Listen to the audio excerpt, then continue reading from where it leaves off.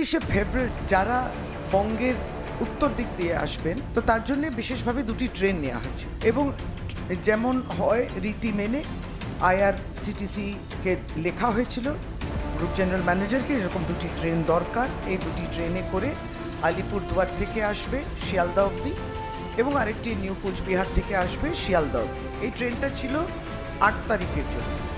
8 তারিখে তারা উঠবেন, তারপর 9-এ পৌঁছবেন, 10-এ সভা করে তারপর ফিরে যাবেন। সেই মর্মে যে টাকা পয়সা দেওয়ার কথা আছে সেই টাকা পয়সাও 29শে ফেব্রুয়ারি দেয়া হয়েছে। আলিপুরের শিয়ালদা আলিপুরদুয়ার, নিউ কোচবিহার শিয়ালদা নিউ কোচবিহার ফেরার জন্য 11 লক্ষ টাকা করে সিকিউরিটি ডিপোজিটও দেওয়া হয়েছে। কিন্তু যেমন জমিদাররা করে, জমিদারি তো মনে করেছেন ট্রেনটাও তাদের জমিদারির জায়গা। তারা 2 তারিখে এই মাসে চিঠি দিলেন যে আমরা দিতে পারছি না, এটা সম্ভব না, মানে লিখিতভাবে একটা দিয়েছিলেন যে এটা সম্ভব না।